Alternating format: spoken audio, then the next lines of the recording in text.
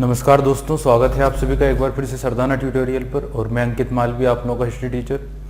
History में हमने काफ़ी टॉपिक डिस्कस कर चुके हैं। फिलहाल जो हमारा टॉपिक चल रहा है वो चल रहा है मुगल काल या मुगल पीरियड। मुगल पीरियड में ही अब हम बात करेंगे लेक्चर नंबर 8 की, और यहाँ से हम स्टार्ट करेंगे किसके बारे में पढ़ना, अकबर के बारे में। क्लियर। देखिए, अभी तक अगर बात की जाए ना, तो अभी तक हमने डिस्कस कर चुके थे सूर एम्पायर या सूर साम्राज्य तक, सूर्य साम्राज्य तक हमने पढ़ चुके थे। और पूरे अगर एंशियंट मीडिएवल पीरियड या मध्यकालीन इतिहास की बात की जाए तो आप लोगों को मैं बता चुका हूँ। एक बार और हम रिवाइज कर लेते हैं medieval history.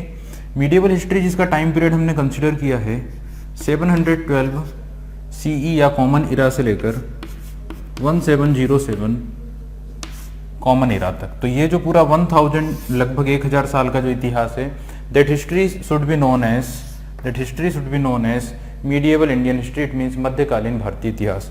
In this period, we discuss n number of topics.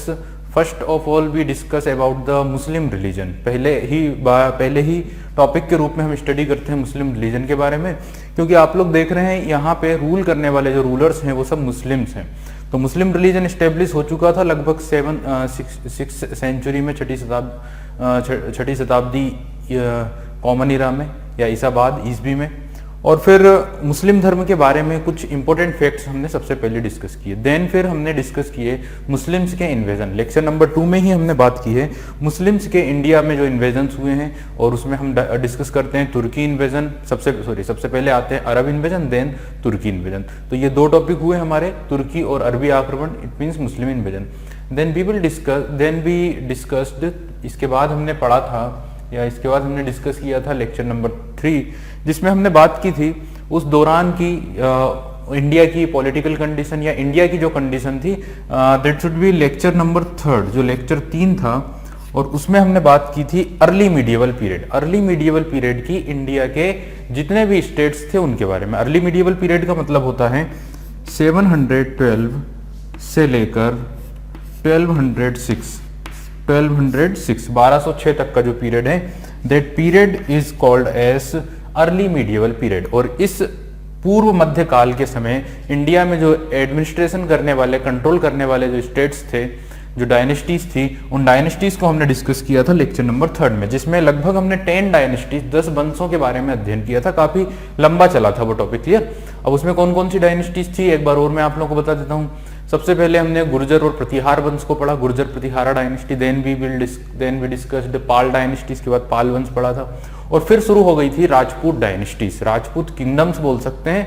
Overall अगर बात की जाए तो राजपूतों की 36 शाखाएं थी, 36 डायनेस्टीज थी, 36 डायनेस्टीज या वंश हुए थे राजपूतों में। और उन 36 डायनेस्टीज में से हमने 8 डायनेस्टीज को यहाँ पे डिस्कस किया था इस पीरियड में। हालांकि जो टर्म है ना राजपूत टर्म 16th सेंचुरी में आई है। 16वीं शताब्दी में राजपूत शब्द यूज किया गया था, लेकिन इनका जो ओरिजिन था, इनका जो उदय था, वो काफी पहले से माना जाता है। तो यहाँ पे जो इस पीरियड में रूल करने वाली डायनेस्टीज को बाद में क्या कहा गया? राजपूत डायनेस्टीज। अब यहाँ पे अगर बात की जाए तो कुछ नाम में आप लोगों को जो हमने डिस्कस किए, जैसे कि सबसे पहले चालुक्य ऑफ गुजरात के चालुक्य, या उन्हें सोलंकी भी कहा जाता है। देन हमने बात की चंदेल डायनेस्टी या चंदेल रूलर्स, जो खजुराहो में रूल करते थे, महोबा में रूल करते थे, और उनकी कैपिटल थी कालिंजर। क्लियर। तो चंदेल वंश के बारे में बात की। देन फिर हमने डिस्कस किया था परमार डायनेस्टी, जो मालवा वाले रीजन में रूल किया करते थे। राजा भोज काफी महान शासक थे परमार डायनेस्टी के, है ना। तो और जैसे विद्याधर की बात की जाए तो वो चंदेल वंश के महान शासक थे, जिन्होंने एक बड़ा सा एक विशालकाय मंदिर भी बनवाया था। महमूद गजनी के ऊपर महमूद गजनी के ऊपर विजय प्राप्त करने के, या एक सक्सेस उसे मिली थी उसके उपलक्ष्य में। क्लियर। कहाँ पे? खजुराहो में एक फेमस टेम्पल बनवाया, मैंने लिखा है वहां पे। ठीक है। इसके अलावा चंदेल वंश हो गया, यहाँ पे चालुक्य सोलंकी वंश हो गया। इसके अलावा गेहड़वाल डायनेस्टी थी, जिसमें जयचंद रूल किया करता था। चेहमान डायनेस्टी थी, जिससे रिलेटेड थे पृथ्वीराज चौहान।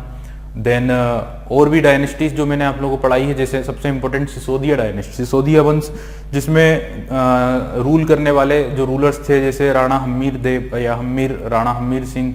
देन इंपॉर्टेंट आते हैं Rana Kumbha, Rana Sangram Singh, it means Maharana Rana Sanga. And then फिर उन्हीं के पोते महाराणा प्रताप। राणा सांगा के ही पोते हैं, राणा सांगा के पुत्र थे महाराणा उदय सिंह, और उदय सिंह के पुत्र थे महाराणा प्रताप, और महाराणा प्रताप के पुत्र थे राणा अमर सिंह। अमर सिंह के समय पर ही मुगलों के साथ पीस ट्रीटी करी थी मेवाड़ के राणाओं ने, समझ गए ना, 1615 में जहांगीर के टाइम पर, और ट्रीटी करवाई थी किसने, शाहजहां ने। चलिए, तो इस तरह से हमने काफी कलचुरी डायनेस्टी, चेदी के कलचुरीज, इसके अलावा भी और कुछ डायनेस्टीज हमने वहां पे पढ़े थे। ठीक है, टोटल 8 किंगडम्स मैंने वहां डिस्कस किए थे लेक्चर नंबर 3 में। आज मैं इसलिए रिवाइज करा रहा हूँ क्योंकि कई दिनों से हमने रिवाइज नहीं किया था, है ना, तो अब आप लोग भी इसे रिवाइज करेंगे और चीजों को देखना शुरू करेंगे। अब देखिए, लेक्चर 3 में हमने इसके बारे में डिस्कस किया, फिर लेक्चर 4 स्टार्ट हो जाता है जिसमें हम डिस्कस करते हैं एक important topic that is known as Delhi Sultanate, क्योंकि 1206 से ही शुरू हो जाती है दिल्ली सल्तनत। फिर हम डिस्कस करते हैं ओवरऑल लेक्चर नंबर 4 में दिल्ली सल्तनत, जिसमें हम डिस्कस करते हैं कितनी डायनेस्टीज को, 5 डायनेस्टीज को, 5 वंश का शासन हम देखते हैं 1206 से 1206 से लेकर 1526 तक, 1526 तक, जब तक कि मुगलों का अटैक इंडिया पे नहीं हो जाता है बाबर के द्वारा, तब तक, और मुगल एम्पायर को स्टेब्लिश नहीं कर देता है बाबर, तब तक इंडिया पे रूल होता है दिल्ली सल्तनत का या दिल्ली सल्तनत का। 1206 से 1226 लगभग 321 ईयर तक का रूल है ना, लगभग 300 के लगभग कुछ वर्षों का यहाँ पे रूल चलता है 1206 से 1526 तक। देन इसके बाद फिर जो टॉपिक आता है लेक्चर नंबर 5, उसमें हम बात करते हैं इस समय के वो स्टेट्स जो इंडिपेंडेंट हो गए थे 14th से 16th सेंचुरी के बीच में। तो independent provincial states of 14th to 16th century, इस पीरियड की या इस काल के वो वंश या वो राज्य जो क्या हो गए थे, वो प्रांतीय राज्य जो स्वतंत्र हो गए थे। अब इसमें सबसे इंपॉर्टेंट नाम आता है सबसे पहले जौनपुर का। जौनपुर जो यूपी में है, जो बसाया गया था मोहम्मद बिन तुगलक के नाम पर उनके भाई फिरोज शाह तुगलक ने। तो जौनपुर सल्तनत, जिसपे सारकी वंश के राजाओं का शासन चला करता था, जिसे बहलोल खान लोधी ने पूरी तरह से खत्म करके अपने दिल्ली सल्तनत में मिला लिया था। इस बीच में वो इंडिपेंडेंट रहा कुछ लगभग 17 ईयर तक, 70 वर्षों तक। तो जौनपुर किंगडम को या जौनपुर सल्तनत को पढ़ना था। फिर मालवा सल्तनत को पढ़ा हमने, गुजरात सल्तनत को पढ़ा, है ना, मालवा, गुजरात, और सबसे इंपॉर्टेंट यहाँ की है आपकी साउथ इंडिया में। साउथ इंडिया में 2 डायनेस्टीज या 2 राजवंश या 2 किंगडम उभरे थे इस दौरान, काफी फेमस या काफी इंपॉर्टेंट है वो। उनमें से एक है सबसे महत्वपूर्ण विजयनगर एम्पायर, जो यही इसी के टॉपिक के अंतर्गत हमने विजयनगर एम्पायर डिस्कस किया था, है ना। 1336 में विजयनगर साम्राज्य की स्थापना की थी 2 भाइयों ने, हरिहर और बुक्का ने। और फिर विजयनगर में ही एक डायनेस्टी स्टेब्लिश हो गई थी उन्हीं के पिता के नाम पर, संगम डायनेस्टी। उनके पिता का नाम संगम था, तो उनके पिता के नाम पर संगम वंश स्थापित हुआ, जिसमें कई रूलर्स ने रूल किया, हरिहर, बुक्का, फिर हरिहर प्रथम, और देन फिर आते हैं देवराय प्रथम, देवराय द्वितीय। These are the some important rulers of Sangama dynasty. Then फिर इसमें जो सेकंड डायनेस्टी आती है वो आती है तुलुब डायनेस्टी। सेकंड जो डायनेस्टी आती है वो आती है सुलुब डायनेस्टी, है ना, सुलुब डायनेस्टी, देन तुलुब डायनेस्टी, और तीसरी जो होती है वो होती है अराबिडू डायनेस्टी। अराबिडू डायनेस्टी के पहले आती है कौन सी, तुलुब डायनेस्टी में ही एक इंपॉर्टेंट या सबसे महान शासक होते हैं कृष्ण देव राय, जिनके बारे में हमने डिस्कस किया, काफी डीप में डिस्कस किया कृष्ण देव राय को, तुलुब डायनेस्टी के रूलर। और सबसे आखिरी में आती है अराबिडू डायनेस्टी के टाइम पर ही इनका युद्ध हुआ था दक्कन सल्तनतों के साथ 1565 के लगभग, और उस युद्ध का नाम था बैटल ऑफ बन्नी हट्टी भी बोलते हैं, बैटल ऑफ राक्षसी तांगड़ी भी कहा जाता है, और एक नाम और है बैटल ऑफ राक्षसी तांगड़ी, बैटल ऑफ बन्नी हट्टी। चलिए, तो ऐसा ये युद्ध हुआ 1565 के अप्रोक्स, और उस युद्ध में के बाद विजयनगर किंगडम का पतन का दौर शुरू हो गया। पूरी खत्म नहीं हुआ था, पतन का दौर शुरू हो गया था, और बड़ी मुश्किल से धीरे धीरे ये डायनेस्टी चलती रही। लेकिन विजयनगर जो एक काफी प्रसिद्ध और काफी महान या वेलफेयर सिटी थी, काफी नाम था विजयनगर का, वो विजयनगर को दक्कन सल्तनत के सिपाहियों ने या सैनिकों ने उसे पूरी तरह से मिट्टी के खंडहर में या खंडहरों में पूरी तरह से बर्बाद कर दिया, उसे पूरा तहस नहस कर दिया था इस युद्ध के बाद। और फिर ये जो जितने बचे हुए रूलर्स थे वो सब चले गए थे, इन्होंने अपनी कैपिटल चेंज कर ली थी, है ना। ये लोग दूसरी जगह चले गए थे साउथ में ही, और बेल्लूर, उन्होंने कुछ समय उनकी कैपिटल बेल्लूर भी रही सबसे आखिरी में, तो इस तरह कैपिटल चेंज करके कहीं और चले गए। वहां पे अराबिडू डायनेस्टी ने रूल किया। अच्छा, इस युद्ध में इन विजयनगर की साइड से युद्ध लड़ने वाले जो रूलर थे उनका नाम था राम राय। क्या नाम था? आलिया राम राय, आलिया राम राय, ठीक है। तो और फिर ये है एक विजयनगर, और सेकंड जो मैंने आप लोगों को बताई है वो है 1347 में मोहम्मद बिन तुगलक के समय पर ही साउथ इंडिया के डेक्कन वाले रीजन में स्टेब्लिशमेंट हुआ था बहमनी किंगडम या बहमनी सल्तनत का। और बहमनी सल्तनत की अगर बात की जाए तो 1347 से स्टेब्लिश हुआ था, और यहाँ पर जो इम्पोर्टेंट जो फाउंडर थे उनका नाम था अलाउद्दीन बहमन शाह। तो अलाउद्दीन बहमन शाह के नाम से उन्होंने अपने नाम पर ये डायनेस्टी स्टेब्लिश की, बहमनी डायनेस्टी। हालांकि ये नाम के पीछे भी जो कहानी है वो मैंने बताई थी आप लोगों को। और दूसरी बात ये कि इनका एक नाम था हसन गंगू। हसन गंगू जो नाम इनका था वो इनके एक गुरु हुआ करते थे, एक ब्राह्मण गुरु हुआ करते थे, उनके नाम पर इन्होंने अपना नाम क्या रख लिया था? हसन गंगू, उन्हीं के नाम पर। चलिए, तो इन 5 डायनेस्टीज को, 5 चीजों को हमने डिस्कस किया था लेक्चर 5 में 14 to 16 सेंचुरी के इंडिपेंडेंट स्टेट्स के बारे में, ठीक है। फिर आ जाते हैं हम 6 नंबर पे, और 6 नंबर पे हम जो टॉपिक डिस्कस करते हैं वो होता है सबसे important topic, that is known as Mughal period. यहाँ पे हम डिस्कस कर लेते हैं मुगल पीरियड को, और मुगल पीरियड में हम इनिशियली डिस्कस करते हैं 2 रूलर्स के बारे में। फर्स्ट बाबर, जहीरुद्दीन मोहम्मद बाबर, और भी टाइटल्स उनके साथ जुड़ते जाते हैं। सबसे पहले जहीरुद्दीन मोहम्मद बाबर, क्लियर। फिर आ जाती है जो टाइटल इन्होंने लिया है मिर्जा के स्थान पर बादशाह, तो जहीरुद्दीन मोहम्मद बाबर बादशाह या बादशाह। फिर जब उन्होंने युद्ध जीत लिया था, पानीपत का पहला युद्ध, देन तो काबुल की जो जनता है, क्योंकि उन्हें चांदी के सिक्के दिए थे उन्होंने एक एक, तो उनसे उनकी दानशीलता से प्रसन्न होकर काबुल की जनता ने उन्हें उपाधि दी थी कलंदर की। तो अब जो टाइटल है वो बड़ा होकर बन जाएगा जहीरुद्दीन मोहम्मद बाबर बादशाह कलंदर। और फिर जब इन्होंने युद्ध लड़ा बैटल ऑफ खानवा के बाद ही took the title Ghazi. Then अब इनका जो पूरा टाइटल बन जाएगा, सबसे लंबा टाइटल इनका हो जाएगा, वो हो जाएगा जहीरुद्दीन मोहम्मद बाबर बादशाह कलंदर गाजी, क्लियर। इनकी डेथ हो जाती है 1530 में after the battle of Ghaghra. Ghaghra के युद्ध में इन्हें काफी चोट वगैरह लग जाती है, काफी इंजरीज हो जाती हैं, और ड्यू टू दीज इंजरीज इनकी डेथ हो जाती है 1530 में। Then his successor was his elder son who was Humayun. तब इनका जो सबसे बड़ा पुत्र होता है, सबसे प्रिय पुत्र हुमायूं, इनका उत्तराधिकारी बनता है 1530 में। हुमायूं का अगर बात की जाए, हुमायूं का जो पूरा नाम है वो है नासिरुद्दीन मोहम्मद हुमायूं।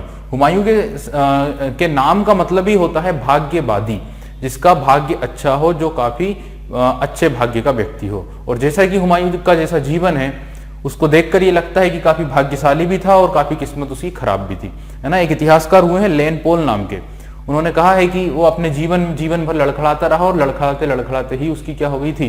डेथ हो गई थी। और हम सभी को पता है, हम सभी जानते हैं कि हुमायूं की डेथ का कारण ही क्या था।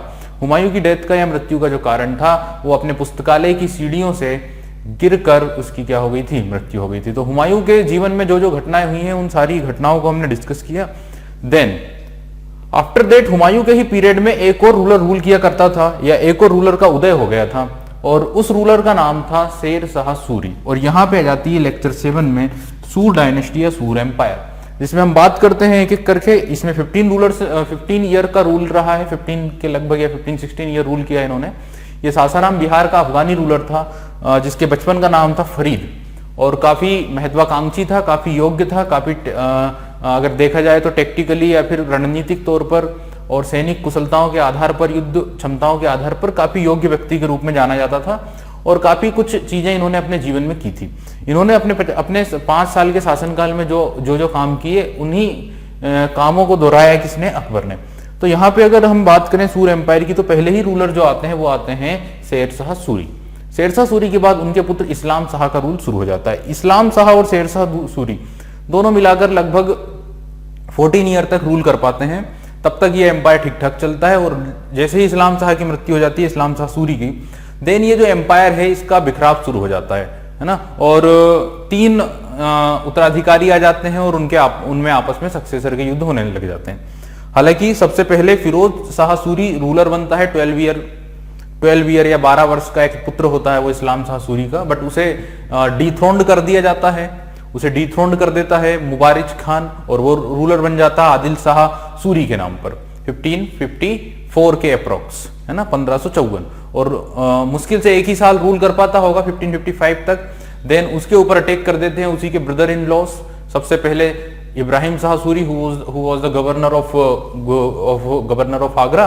एंड जब इब्राहिम शाह सूरी आके सेट हो जाते हैं दिल्ली पर, तब आदिल शाह वहां से भाग जाते हैं और कहां चले जाते हैं, दिल्ली से आगरा से बिहार, और बिहार वाले रीजन सासाराम पर रूल करने लग जाता है आदिल शाह सूरी। दिल्ली पर आकर बैठ जाता है इब्राहिम शाह सूरी। देन उसी का जो भाई जो लाहौर का गवर्नर रहता है सिकंदर शाह सूरी, इस बीच अपने आप को इंडिपेंडेंट डिक्लेयर कर देता है 1555 में, और फिर वो मार्च करता है दिल्ली की ओर और अपने भाई को वहां से डिथ्रोन्ड कर देता है। Then the next ruler was Sikandar Shah Suri of Delhi. अब यहाँ पे ये 3 लोग हो गए, एक आदिल शाह, इब्राहिम शाह और सिकंदर शाह। फाइनली दिल्ली पर कौन बैठ गया है, सिकंदर शाह सूरी। बट फिर इसका युद्ध होता है, तब तक हुमायूं अपनी आर्मी को इकट्ठी कर लेता है और हुमायूं वहां से लाहौर, दीपालपुर, जालंधर वगैरह जीत कर कोशिश करता है सरहिंद पर बढ़ने की। इसी दौरान फिर इनके कॉन्फ्लिक्ट्स होना शुरू हो जाते हैं हुमायूं और साथ में किसके, सिकंदर सूरी के। इस बीच एक इंपॉर्टेंट बैटल, 2 बैटल्स होते हैं, हालांकि मैंने आप लोग लिखा है battle of Machhiwara and the second battle was battle of Sirhind 22 June 1555। Then Humayun defeated Sikandar Suri and his victorious army marched to Delhi and 23rd of July 1556 he again captured the throne of Delhi and Agra। तो वो पुनः capture कर लेता दिल्ली और आगरा। यहां तक की कहानी बता दी थी। अभी एक व्यक्ति बचा हुआ था, वो था आदिल शाह सूरी। आदिल शाह सूरी कहां पर था, आदिल शाह सूरी था सासाराम बिहार या बिहार वाले रीजन में रूल कर रहा था, और उसके कॉन्फ्लिक्ट किसके साथ चल रहे थे, उसके कॉन्फ्लिक्ट चल रहे थे बंगाल के शासक बहादुर शाह के साथ या मोहम्मद शाह की हत्या करवा दी जाती है, उन्हें युद्ध में पराजित कर दिया था 1555 में। उसका एक योग्य मंत्री होता है, एक योग्य वजीर होता है जो उसी काफी हेल्प करता है, who was known as Hemu. Hemu एक इंपॉर्टेंट व्यक्ति रहता है, किसका वजीर रहता है, वो आदिल शाह का। अब यहां तक की चीजें मैंने आप लोगों को कंप्लीट करा दी थी सूर एम्पायर तक। Now we will discuss lecture number 8।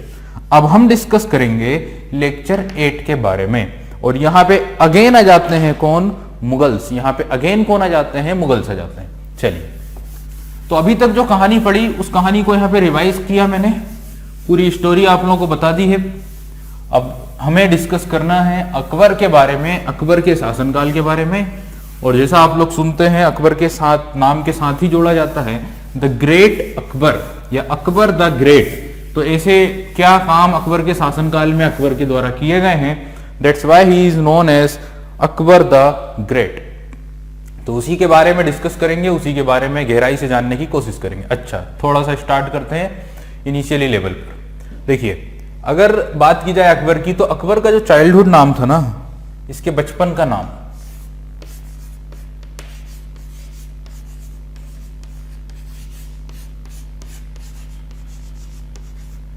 His childhood name is known as Badruddin. इनके बचपन का नाम था बदरुद्दीन।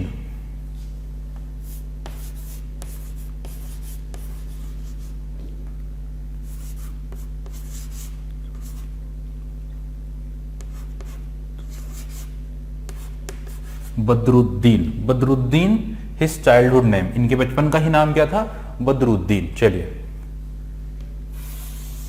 यहां से हमें ये बात पता चल गई कि his childhood name is known as Badruddin. जब अकबर की एज 13 ईयर थी, जब अकबर 13 साल का था, at the age of 13 year, तब इनके पिता हुमायूं की मृत्यु हो जाती है। कहां पर, दिल्ली में। समझ गए।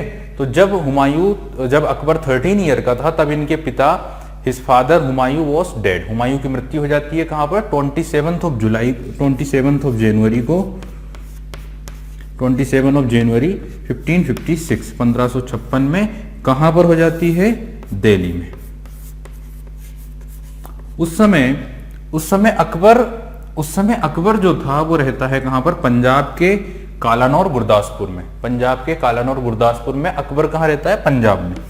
तो पंजाब का ही वो सूबेदार भी था। पंजाब में कहां पर? कालानौर। आजकल ये जगह पंजाब के गुरदासपुर में आती है। तो ये था पंजाब के कालानौर गुरदासपुर में, और ये एक मिशन के तहत वहां पे था बैरम खान के साथ। बैरम खान उस समय के मुगलों के मेन सेनापति हुआ करते थे, समझ गए। और इसी बीच डेथ हो गई कि सीढ़ियों से गिरने के कारण किसकी? हुमायूं की। और ये कहां पे थे? ये थे कालानौर पंजाब में, अपने एक मिशन के तहत, अपने एक अभियान के तहत पंजाब में थे, ठीक है। अभी क्या हुआ कि इसी जब हुमायूं की डेथ हो गई तब 13 ईयर की एज में ही कोरोनेशन कर दिया गया, राज्याभिषेक कर दिया गया किसका? अकबर का। तो ये बात एक मोस्ट इंपोर्टेंट पॉइंट है। At the age of 13 year he became the emperor of India. इनका राज्याभिषेक कर दिया गया और इन्हें डिक्लेयर कर दिया गया भारत का बादशाह। 13 साल की उम्र में इनका कोरोनेशन हुआ and he was declare as the emperor of India, Bharat का बादशाह। किस नाम से इन्हें भारत का बादशाह बनाया गया? किस उपाधि के नाम से इन्हें भारत का बादशाह बनाया गया? तो जलालुद्दीन मोहम्मद, है ना। अभी अकबर शब्द बाद में मिलेगा, अभी जो टाइटल होगा वो होगा बदरुद्दीन जलालुद्दीन मोहम्मद, या सिर्फ जलालुद्दीन मोहम्मद के नाम से ये शासक बन गए। 13 ईयर की एज में इनका कोरोनेशन हो गया, राज्याभिषेक हो गया। कहां पर हुआ है? कालानौर पंजाब में। क्लियर? हालांकि एक बार और होगा, अभी यहां पे हुआ। अब देखिए, ये कोई प्रॉब्लम ही नहीं है, कोई दिक्कत ही नहीं है, ठीक ठाक सब चल रहा है, कोई प्रॉब्लम ही नहीं थी। लेकिन प्रॉब्लम अब ये हुई, प्रॉब्लम जो हुई वो ये हुई कि दिल्ली की गद्दी यहां पे क्या थी? एब्सेंस थी। दिल्ली की गद्दी खाली थी, कोई वहां पे बैठा नहीं था, क्योंकि अकबर तो था लाहौर में, पंजाब में, और दिल्ली की गद्दी खाली थी। वहां पे उन्होंने अपने रीजेंट या अपने सेनापतियों को वहां पे नियुक्त करा हुआ था, है ना। तो इन्हीं के सेनापति दिल्ली आगरा में बैठे हुए थे। इसी बात का फायदा उठाया, इसी मौके का फायदा उठाया किसने? हरियाणा के रेवाड़ी के एक शासक जिसका नाम था हेमू। समझ गए? दिल्ली की एब्सेंस, गद्दी का फायदा उठाया। जब उसने देखा कि दिल्ली की गद्दी तो खाली है, और चूंकि जब भी राजाओं की गद्दी खाली हो जाती थी तो उस पर दूसरों की नजर एकदम तिरछी हो जाती थी, समझ गए ना। तो यहां पर दिल्ली की गद्दी खाली थी, इस बात का फायदा उठाने की कोशिश की किसने?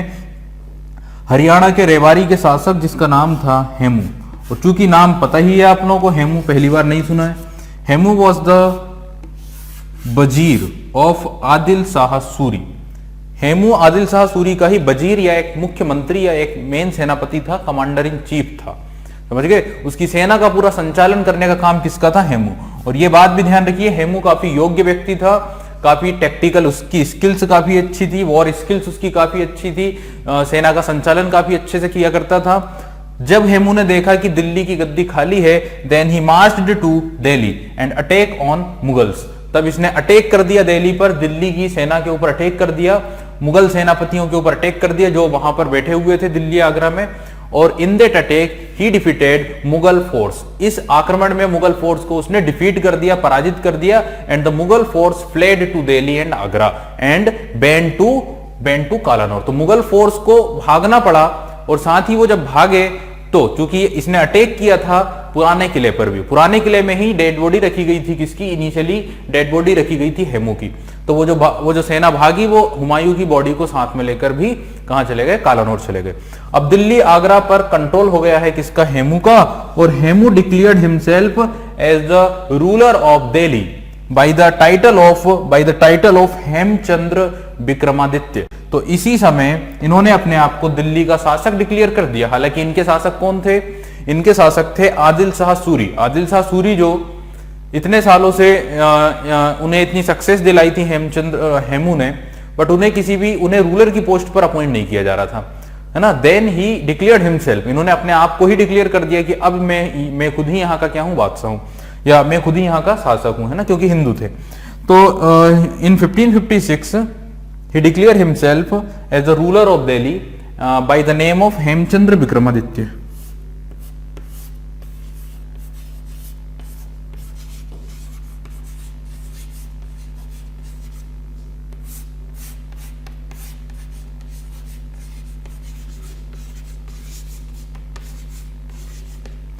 हेमचंद्र विक्रमादित्य के नाम से ये दिल्ली की गद्दी पर बैठ गया, कोई प्रॉब्लम ही नहीं है।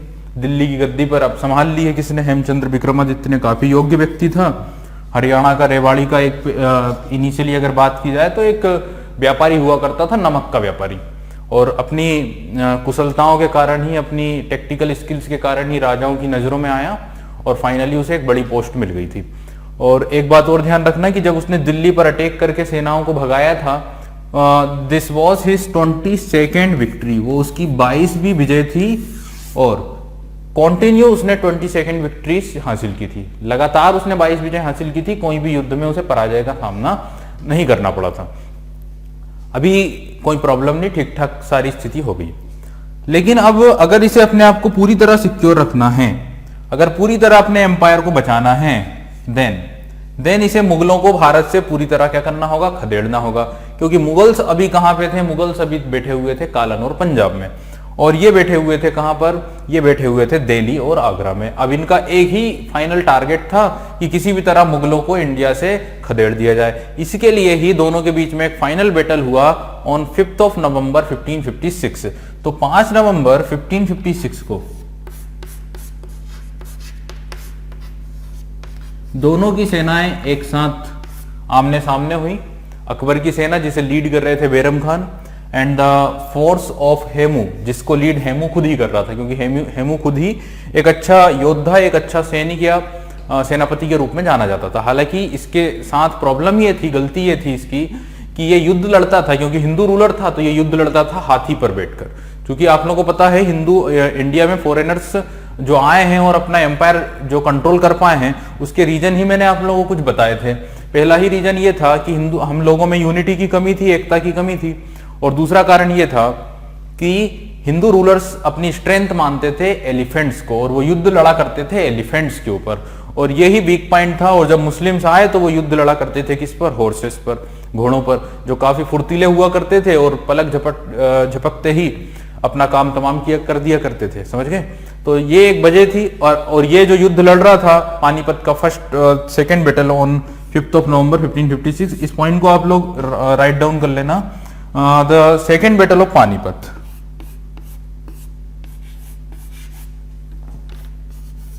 सेकेंड बैटल ऑफ पानीपत,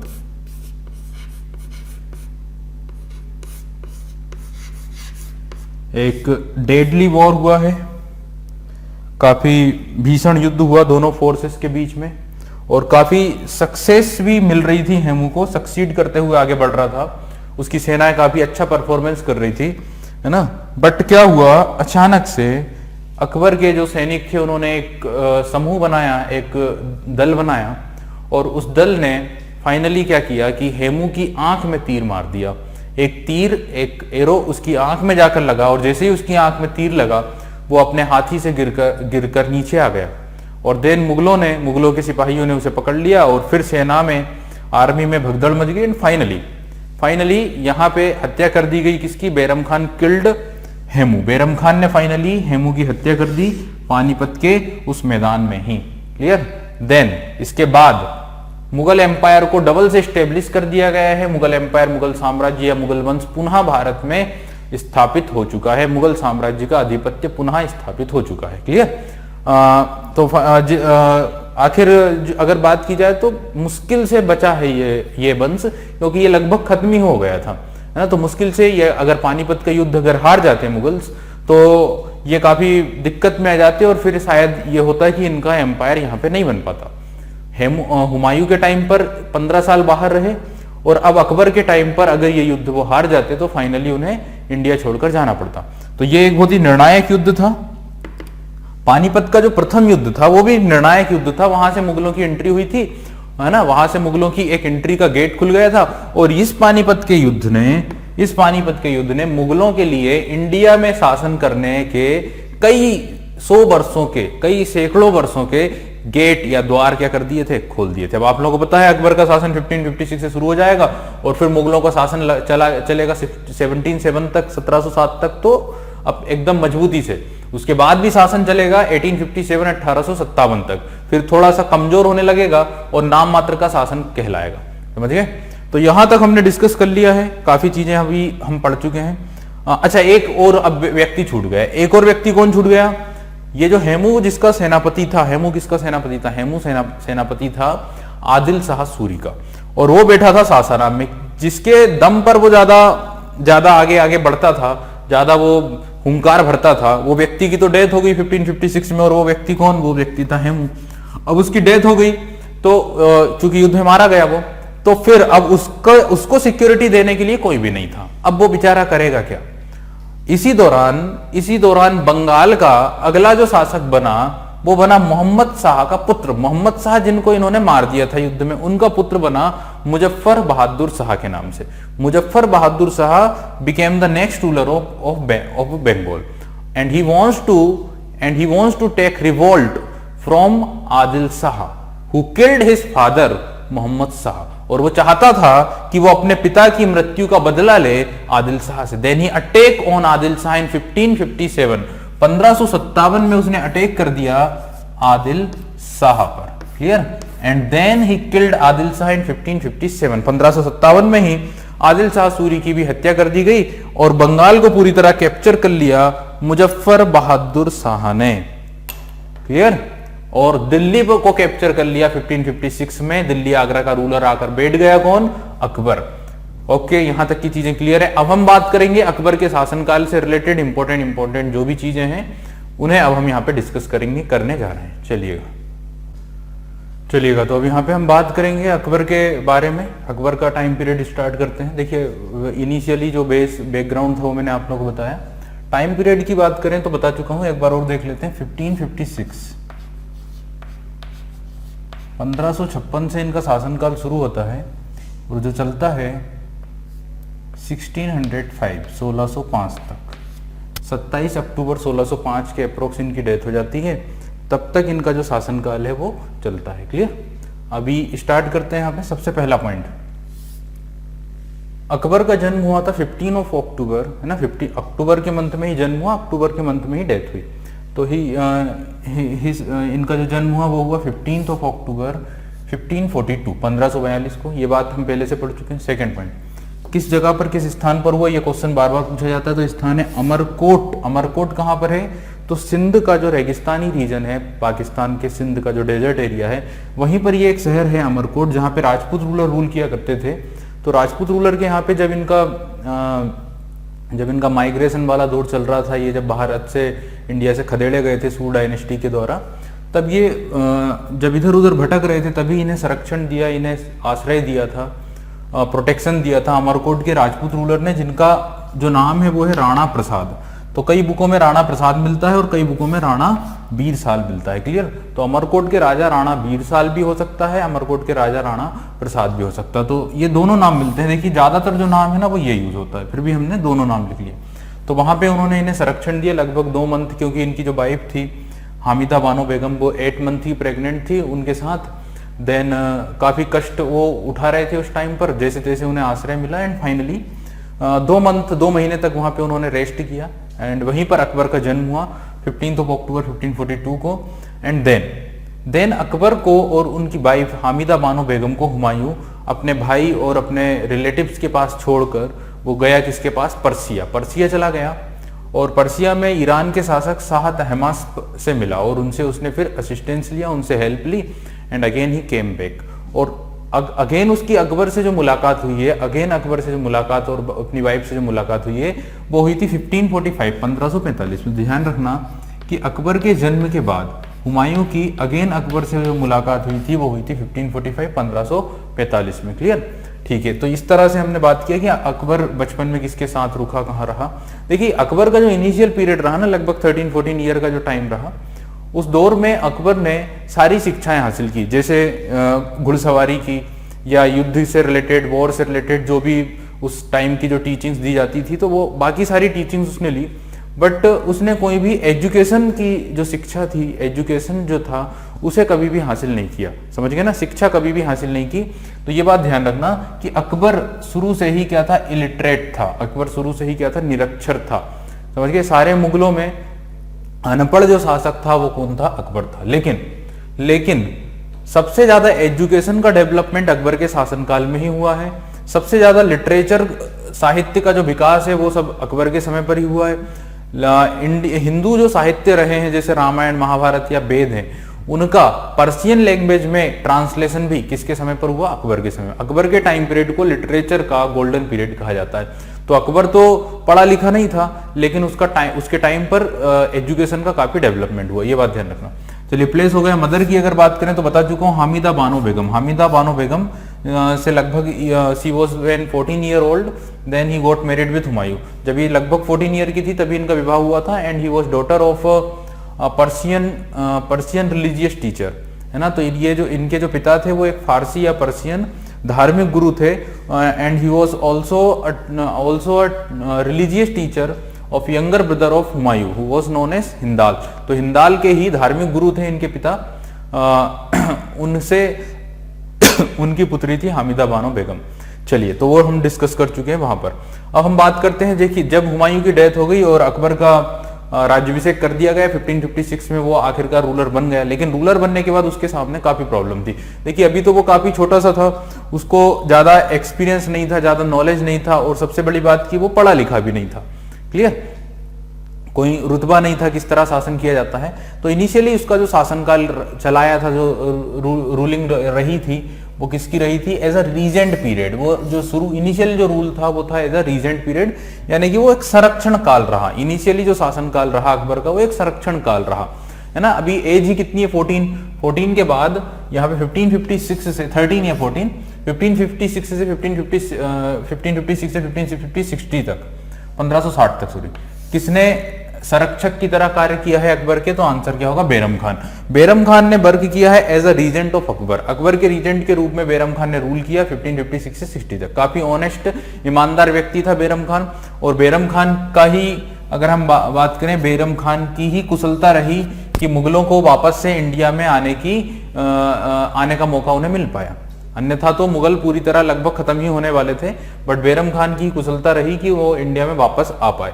तो ये एक इंपॉर्टेंट पर्सन थे और काफी ईमानदार थे, काफी ऑनेस्ट थे, काफी एक्सपर्ट थे, काफी इनके अंदर रणकौशल या युद्ध की काफी ज्यादा टैक्टिक्स थे। तो काफी इंपॉर्टेंट पर्सन थे और ईमानदार थे मुगलों के प्रति। तो बेरम खान ने काफी अच्छा रोल निभाया रीजेंट का। बट इस दौरान क्या हुआ कि ये जो बेरम खान थे, ये एक षड्यंत्र के शिकार हो गए। इनके खिलाफ अकबर को भड़काया गया। अकबर की जो दाई माँ थी, जो फोस्टर मदर थी, यानी अकबर का पालन पोषण जिसने किया था, जो नर्स थी अकबर की बचपन से, जिसका नाम था महामंगा। महामंगा का अकबर के ऊपर काफी कंट्रोल था। अकबर उनकी माँ की भी उतनी बात नहीं सुना करते थे, हामिदा बानो बेगम की, जितना कंट्रोल अकबर के ऊपर किसका हुआ करता था? उनकी दाई माँ का, जिसका नाम क्या था? महामंगा। महामंगा काफी ज्यादा दिमाग वाली, काफी ज्यादा एक महत्वाकांक्षी महिला थी और काफी कंट्रोल था उनका, और वो एडमिनिस्ट्रेशन को अपने हाथ में करना चाहती थी by the medium of Akbar, Akbar के माध्यम से। और किया भी उन्होंने। 1560 से लेकर 62 तक एडमिनिस्ट्रेशन का का पूरा जो कंट्रोल था वो महामंगा के पास ही था। तो उन्हें बोला जा सकता था डी फैक्टो रूलर। समझ गए? अकबर डी जियोर और वो बन चुकी थी डी फैक्टो। एक्चुअल कंट्रोल उनके पास था। चलिए, वो बात करेंगे। तो महामंगा के द्वारा जब अकबर को काफी समझाया गया, सिखाया गया, षड्यंत्र जब उनके दिमाग में भरा गया, देन अकबर ने क्या किया? अकबर ने बेरम खान को उसकी सारी पोस्ट से हटा दिया। अकबर ने बेरम खान को उसकी सारी जो पोस्ट, जिस पोस्ट पर वो बैठा हुआ था एज अ रीजेंट, उसको उसकी पोस्ट से हटा दिया, उसको उसकी पोस्ट से रिमूव कर दिया। देन फाइनली अब कोई रास्ता नहीं बचा। Then Bairam Khan revolted against Akbar. तब बेरम खान ने 1560 में अकबर के खिलाफ क्या कर दिया? रिवोल्ट कर दिया, विद्रोह कर दिया। समझ गए? एंड दिस रिवोल्ट एंड सबसे पहले एक बैटल हुआ दोनों के बीच में, and a battle was fought between Akbar and Bairam Khan. This battle is known as battle of Tilwara. तो बैटल ऑफ तिलवाड़ा दोनों के बीच में लड़ा गया, and finally Bairam Khan was defeated and the revolt was controlled by Akbar. तो बेरम खान को हरा दिया गया और जो रिवोल्ट था उसे कंट्रोल कर लिया किसने? अकबर ने। Finally the revolt was control. Then चूंकि युद्ध में भले ही पराजित कर दिया है, रिवोल्ट कंट्रोल कर लिया, लेकिन उनके जो पूर्व के पुराने जो काम थे, जो इतनी ईमानदारी से उन्होंने मुगलों की हेल्प करी, उनको यहाँ पे स्टेब्लिश कराया, इस बात को ध्यान में रखते हुए अकबर ने कोई भी दंड नहीं दिया, किसी प्रकार का उन्हें हानि नहीं पहुंचाई बेरम खान को।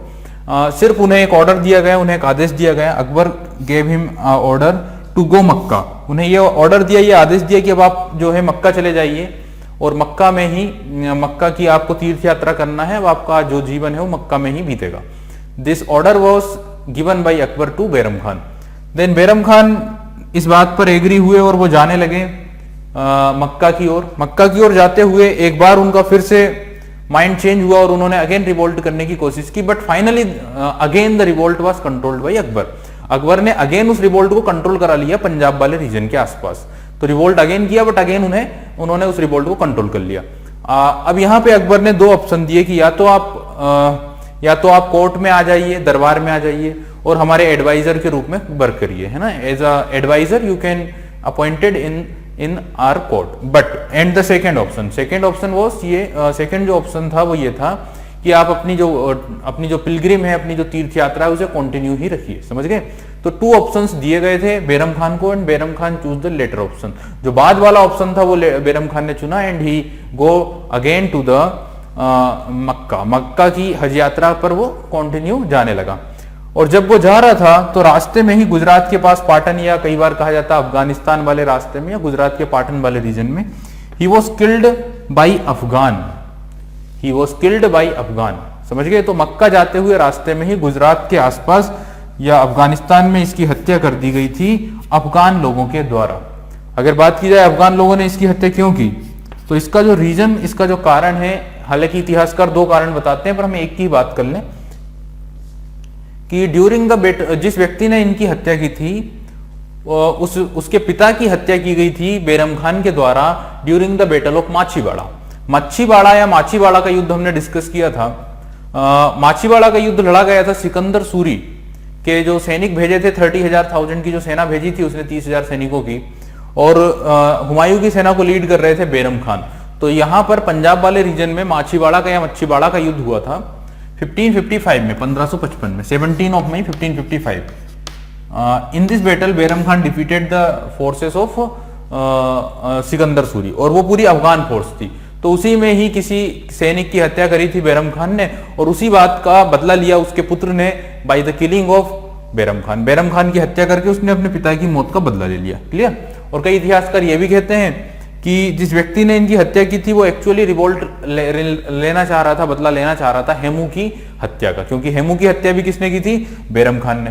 तो बैरम खान ने कई लोगों की हत्याएं की थी, कई अफगानियों को मारा था, एंड फाइनली उन अफगानियों को मौका मिला जब उन्होंने देखा कि बैरम खान अकेला जा रहा है, कुछ लोग ही उसके साथ हैं, और उसके ऊपर अटैक कर दिया and finally he was killed. अब जब इसकी हत्या हो गई then Akbar married to his widow. Akbar ने इनकी जो विधवा रानी थी, जो विधवा लेडी थी, उसके साथ क्या कर लिया? विवाह कर लिया। Akbar married to his widow, और इनकी जो विडो थी वो अकबर की कजिन भी थी। समझ गए ना? His window is also a cousin of Akbar. तो अकबर ने अपनी कजिन, या फिर हम बात करें बैरम खान की जो विडो थी, जो विधवा थी, उन्हीं के साथ क्या कर लिया? विवाह कर लिया।